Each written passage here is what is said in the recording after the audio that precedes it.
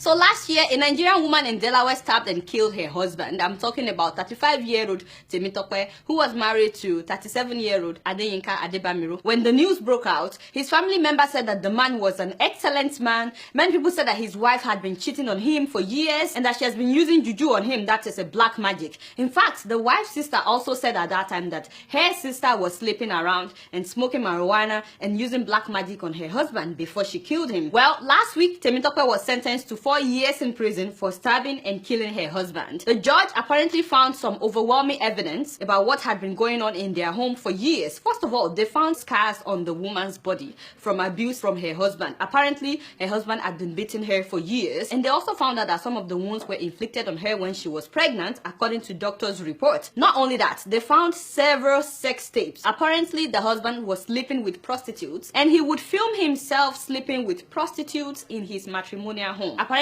he sent her to Nigeria for her to just go and stay in Nigeria. So the last time that she went to Nigeria, when she came back, she wasn't allowed into her matrimonial home. She stayed in a hotel for 4 days. As a matter of fact, according to her, he told her to go and stay with a pastor in Nigeria, and he already bought the plane ticket, but she didn't go. So she stayed in a hotel for days before she could go into her matrimonial home. And then she was made to sign a postnuptial agreement, an agreement that she has no entitlement to any of his wealth, or should I say their wealth, because they were married for 10 years. He had 6 pharmacies in Philadelphia here in the US, so he was making a lot of money. So he wanted to make sure that she's not entitled to any of the money that he was making. The postnuptial agreement also said that she's not allowed to cry in her home and that she would not have a say in the upbringing of their children, an 8-year-old and a 5-year-old. So the agreement said that the nanny is the one that has total control over the kids. Investigators found that agreement that she had signed on the husband's computer. They also found out that her husband, the 37-year-old man, was selling some prescription pills illegally at his pharmacies, making $20,000 each week. Apparently, they've been investigating this man on the issue of selling the drugs for a while. The wife was actually in prison when she learned about the issue of him selling the drugs illegally. She heard by receiving a federal forfeiture notice that the government wants to seize about $300,000 from her late husband. However you look at it, this is a tragic story, and I've been thinking a lot about how we can prevent another of such occurrence in the Nigerian community here in the US. In fact, not just the Nigerian community, because this could happen in any community. I'm especially worried because this is not the first time that such is happening. Not long ago, some Nigerian men here in the US were killing their wives. There was one that happened in California where the husband tied his wife to a car and dragged her around town until her head split open and she died. There was another one that happened in Maryland that the husband shot his wife, and then there was one that happened in Minnesota, and at least 3 Nigerian men killed their wives in Texas. A couple of these guys actually used hammer to kill their wives, and there were some of them that bought guns and they gunned down their wives. A lot of these women were nurses. The main issue is that these women became more successful than their husbands. They started making more money than their husbands, and the husbands felt disrespected. In all of these cases though, there are reports of domestic abuse. Evidently, domestic abuse among us Africans here in the US is something that needs to be discussed. It's something that needs to be addressed, because from what we are saying, when not addressed, some people end up killing each other. I agree that some people are not physically dead, but to be honest with you, some people are emotionally dead. A lot of people are enduring their marriage, and that's not right. You're supposed to enjoy your marriage. So these are just my observations regarding their story, as well as my suggestions regarding domestic violence. Now, it may look like I'm upset, and yes, I am upset, but you guys know I don't know much. These are just like my suggestions. So I don't know the whole truth about this story, mainly because the husband is no longer alive for us to hear his side of the story. And of course, I strongly condemn the fact that she killed her husband. She should not have killed her husband. No matter what was going on, killing him was not the solution. But having said that, I have a real problem with this woman. Like, seriously, why? Why do so many women endure things that they should not endure because of culture or religion? You mean to tell me that a man has been beating you all these years and you did not speak out or get help? He even beat you and wounded you when you were pregnant to the point where you had to go to the hospital for treatment. Your husband is sleeping with prostitutes. You even saw the sex tapes and you did not report him. According to her, the night that she killed him, the guy had found out that she used her cell phone to take some of the pictures from the sex tape. So according to her, he found out and he got really mad. And then only God knows what happened. Keep in mind, the woman gave 2 versions of what happened that night. So evidently, she wasn't straightforward. So you found the sex tapes and you did not report him. And better still, you did not leave. You stayed after watching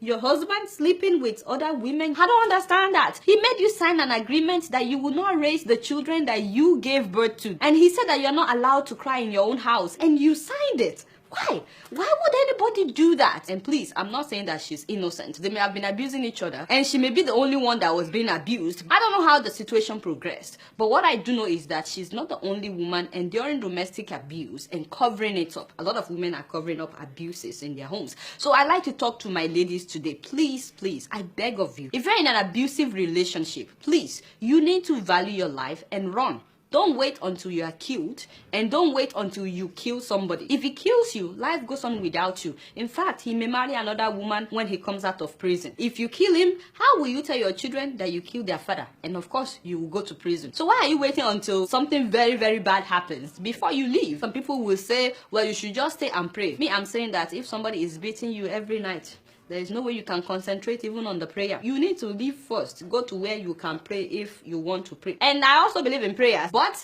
I would never advise anybody to stay in an abusive relationship. Your life is more important than for you to have the title of Mrs. And if it's a guy that is being abused, it's better for you to stay alive than for you to say you have a married status. So I know that it's not easy for someone to just get up and leave, especially for some women that have no resources. The husband did not allow them to work, so the woman may not have any personal money of her own that she could spend in order for her to escape if she's being abused. Some people will say, what if he comes after me and he kills me? That's why you need to have a plan. So you need to find an organization that defends and works with victims of domestic abuse, or somebody that you can trust. And it doesn't have to be a family member, because some family members will betray you. They will say, are you not cooking fufu for him? Are you not having sex with him? In fact, in some cases, a total stranger would help you. And you know, I'm sorry to say this, but a lot of African pastors here, they make me mad when it comes to how they handle domestic abuse. Please, men of God and women of God, whatever advice you will not give your own daughter if her husband is beating her up,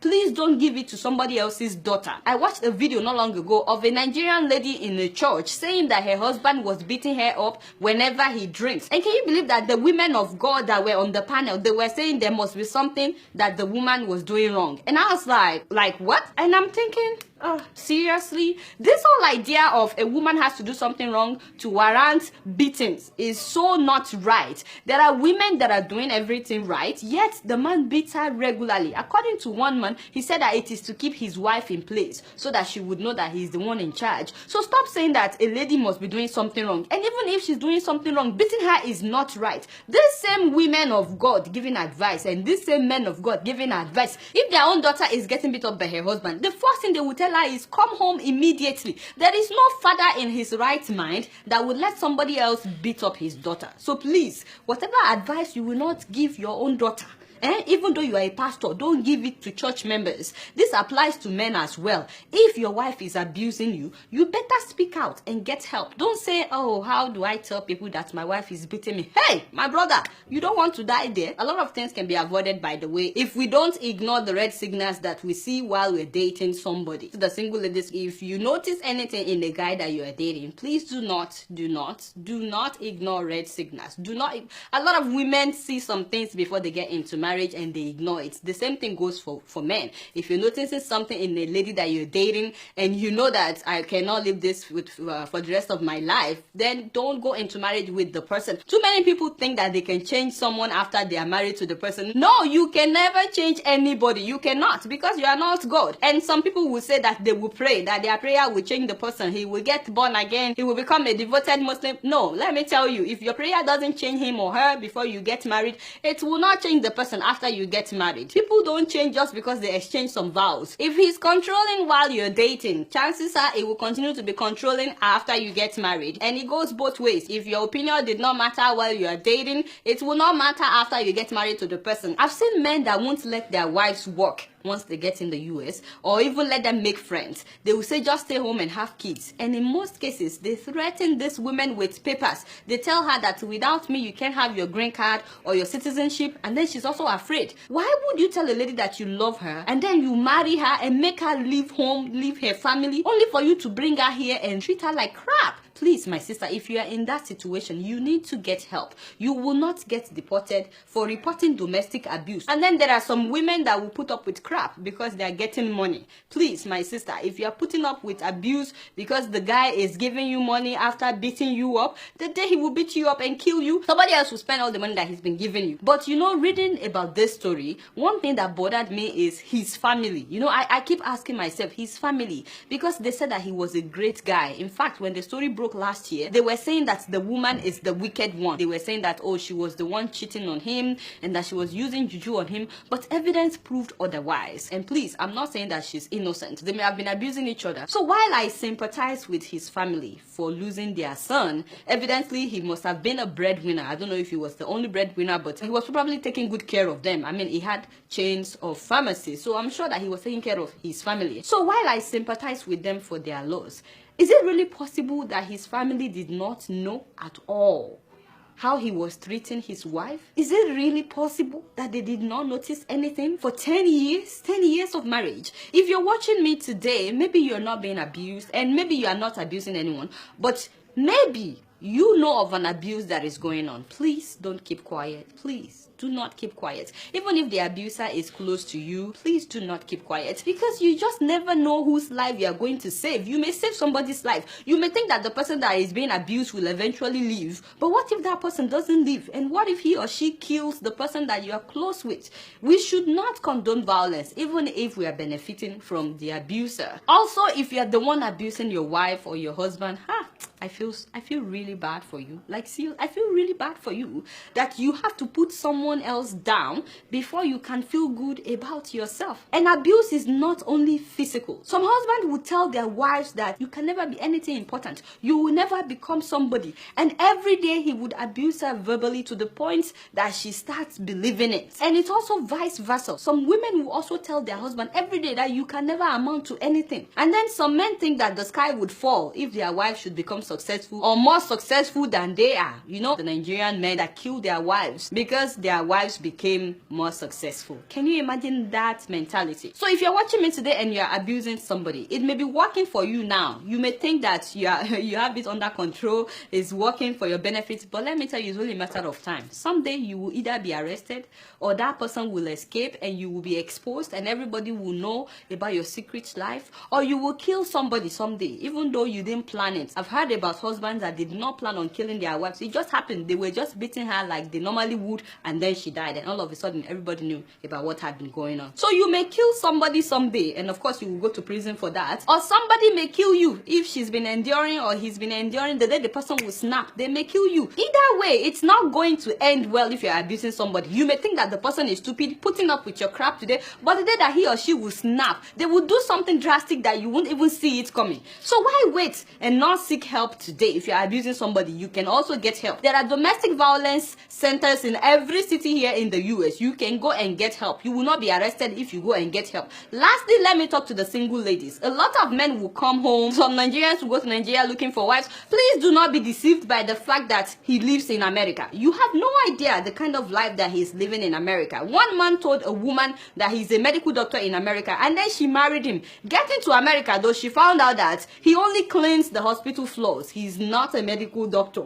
I'm just saying that don't be deceived by the dollars that he's giving you, or think that once you get to America, you've entered into wealth. No, it's not always true. This does not apply to all men, by the way. I'm not saying that all men living abroad are bad. No. So please don't get me wrong. I'm just saying that do your research very well. Do your research very well so that you don't become a victim. I really hope you guys will read This American Life Self, written by my colleague Dr. Damages, Rudolph Okonkwo. I talked about this book on my YouTube page. It's titled What African Immigrants Go Through in America. You can buy it on Amazon. If you're living in Nigeria, it has been published in Nigeria as well, because this could happen in any community. It's very unfortunate that the guy died. You know what the judge said? If only this woman came out and reported all the abuse going on in her home, based on the evidence that they found, that the man would have faced up to 20 years in prison. So please stop enduring suffering. You guys not doing much. Guess what? I'm just keeping it real.